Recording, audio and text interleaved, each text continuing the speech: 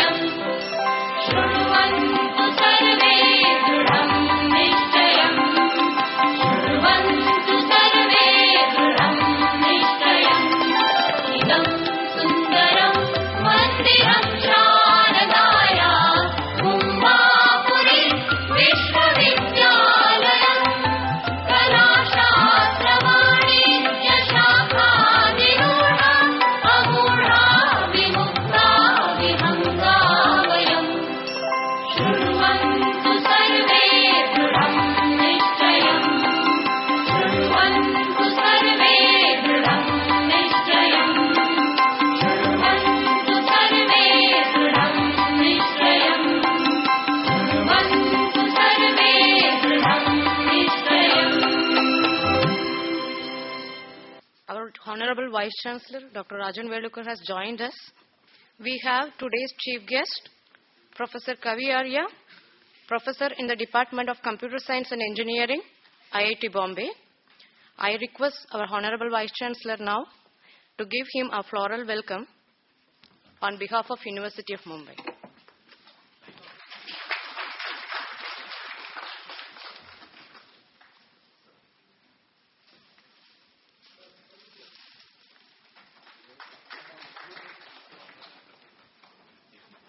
Now I request our Honorable Vice Chancellor to give his opening remarks on this ICE lecture series. Vice Chancellor, please. How many of you have not attended earlier lectures? Please raise so that I can speak.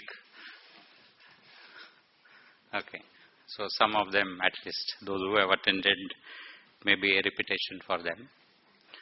The expert who's going to deliver a lecture today, who has given us the time in spite of his busy schedule and so many projects which he has undertaken, also working with University of Mumbai, the affiliated colleges, engineering colleges of University of Mumbai,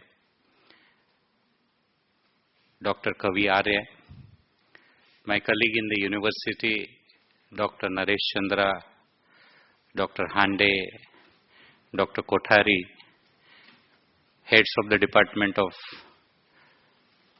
various departments in the University of Mumbai, teachers, and my dearest young student friends. As you know, this year we have started various programs.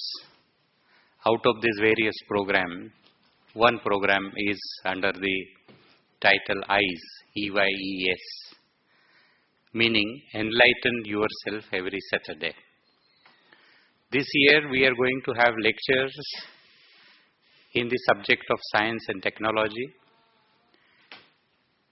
The last lecture, which is going to be held here in this very auditorium, is on science without humanities.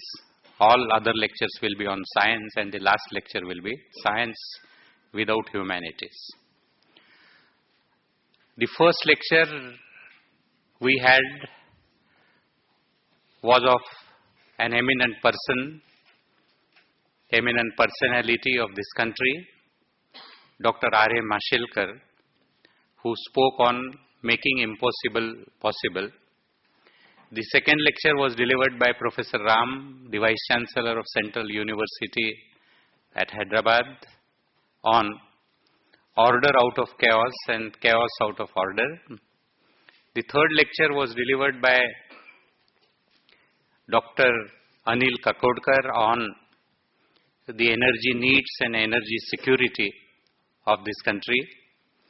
The fourth lecture was delivered by Professor Ram Amritam on smart electric grid, and the fifth lecture was delivered by Professor Dr. Kale on sustainability. Again, I was not present during that lecture, but he spoke on निसर्गाला जे आपल्याला देणं लागतं त्याच्याबद्दल ते बोललेत.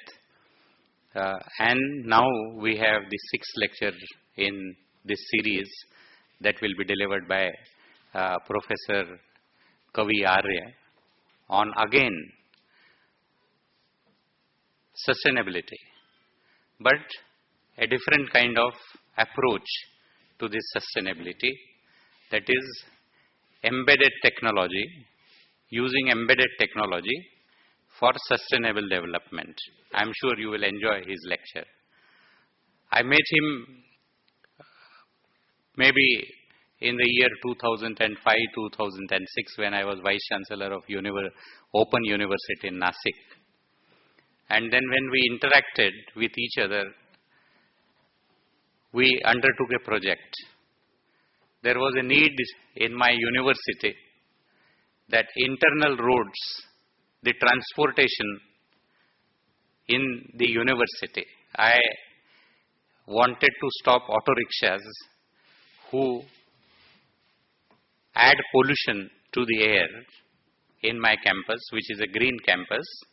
85,000 trees are there in that campus. So I wanted to stop those auto rickshaw fellows, because not only pollution, but there are other problems also which they were creating. And then we interacted, and then an idea came to our mind is, why not have a car which will not create pollution, driverless car using sensors. And the car has been made through that project, and the car is there in Yashwantrao Chauhan Maharashtra Open University, Nasik. I had seen that car here because by the time the car was ready, I came to Mumbai. I do not know whether some of our departments will make that kind of car here, or maybe better car than that, so that we can take care of all those pollutions and transportation inside our campus. And I believe that the young people will come forward and then do some innovations. Not only this, but there are several innovations which needs to be done for the society. And therefore, today we are having Professor Kavi Arya, who is going to talk on embedded technology for sustainable development. With this, I thank him for giving us the time, and I do not want to stand between you and him. Of course, you will be enjoying his lecture and take the ideas forward. That is the very purpose of this lecture series. So, with this, I take your leave. Thank you. Thank you very much.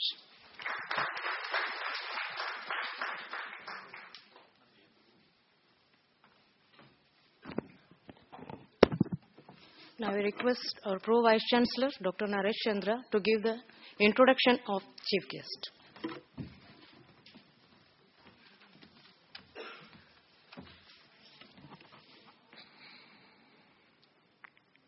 Our Honorable Vice Chancellor, the esteemed guest speaker, Professor Kavi Arya, my colleague, Professor Hande, and all the esteemed colleagues and my dear student friends. Today's speaker, as Sir very rightly said, is an eminent person in the field of embedded technology. He's Professor of Computer Science in IIT Bombay. He did his PhD in Computer Science from the Oxford University, UK in 1988. He worked for IBM's T.J. Watson Research Lab, New York, USA, with the Animation Workstations Group before returning to India. He has worked in various positions in the industry before coming to IIT in 2000, IIT Bombay. He spent in 2007 on sabbatical leave and worked with Mahindra and Mahindra Limited as technology advisor, CTO to the vice chairman and MD. His work was on medium and long-term technology strategies for the company, and he was a champion for sustainability and innovation within the organization. Dr. Arya teaches embedded systems at IIT Bombay and is convener of the Embedded and Real-Time Systems Lab. He has developed low-cost educational robots which have become the basis of a national project called E-Yantra, which aims to spread robotics in engineering colleges throughout the country. He has also served as making a reference. He has been associated with the University of Mumbai also in developing some new projects, new initiatives which are to be taken up in the University of Mumbai. On this note, I once again extend a warm welcome to our esteemed guest speaker, and I present before you Professor Kavi Arya. Thank you very much.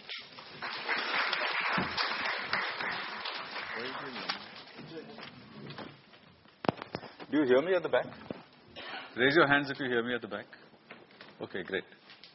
I was asked to speak in front of an audience which is not all electronics engineers and computer scientists this morning. My name is Kavi Arya, as I've been introduced. So I was wondering what to talk. And I thought of what is the most important thing that I would like to share with you this morning. What is the most important idea which at least is helping shape my life, which I thought might have some effect on you too. And when I thought of that, I thought of sustainability.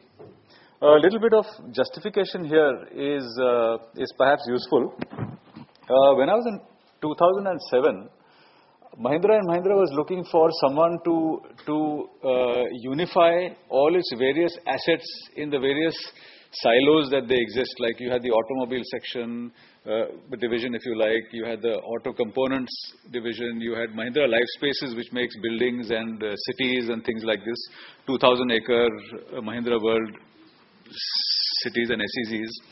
Then you had the tractor division, farm equipment sector, then you had a transportation business and huge lot of businesses like that. They wondered if it's possible that lessons from each division could be useful in other divisions. So they thought, shall we have a CTO? They were advised.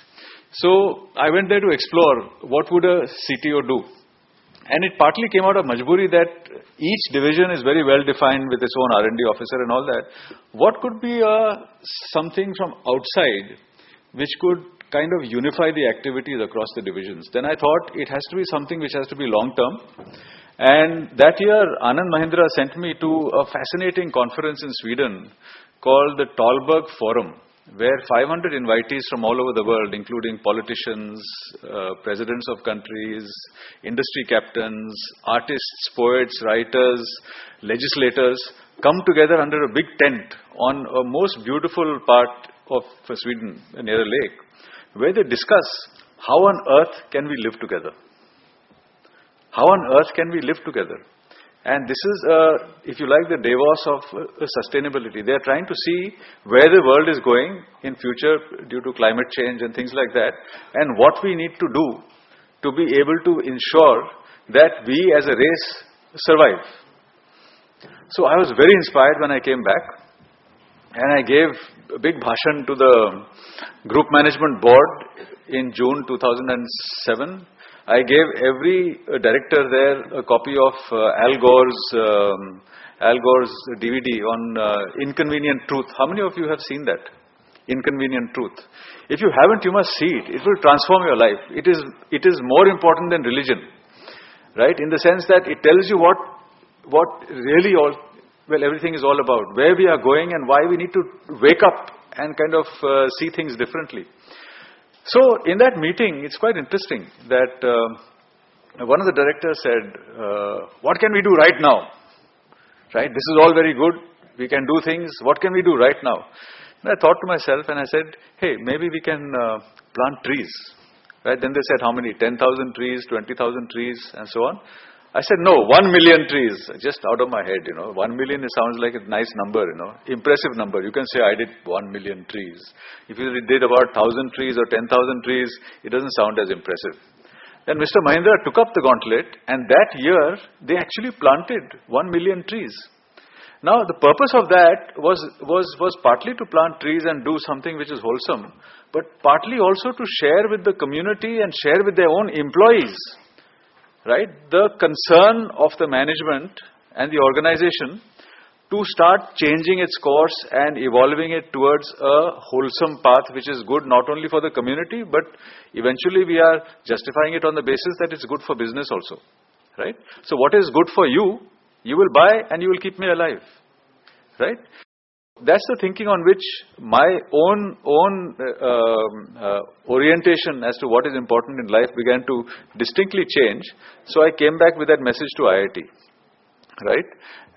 Came back to IIT because we realized that in the academic system, we can have a much bigger impact in a variety of ways. One is that if you're industry and you try and make noise there, you are always treated as a vested interest and nobody listens to you, right? Saying that you're going to make some money out of it. That's why sort of, okay, it's fine.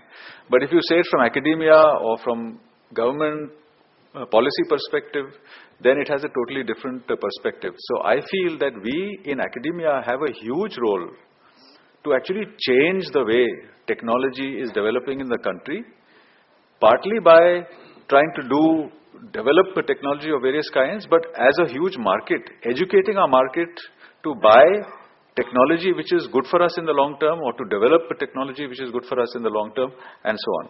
So I will, at least in this talk, I will share with you our own perspective of trying to make sense of this vision, if you like, in my area, which is that of embedded systems.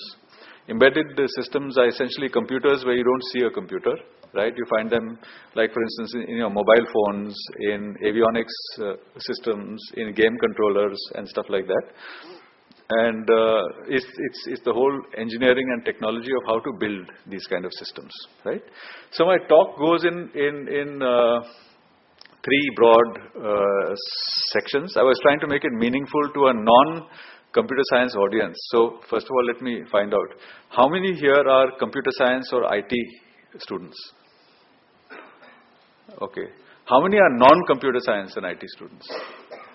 Great. So I've kept you in mind. And how many are students of, say, biology, chemistry, commerce? Okay. Anything else that I have not broadly? Physics. Right. Dr. Kothari is quite concerned. Physics, how many are there? Okay, a good group actually. So you've been quite eloquent. I'll go on with my... Let me see if this works.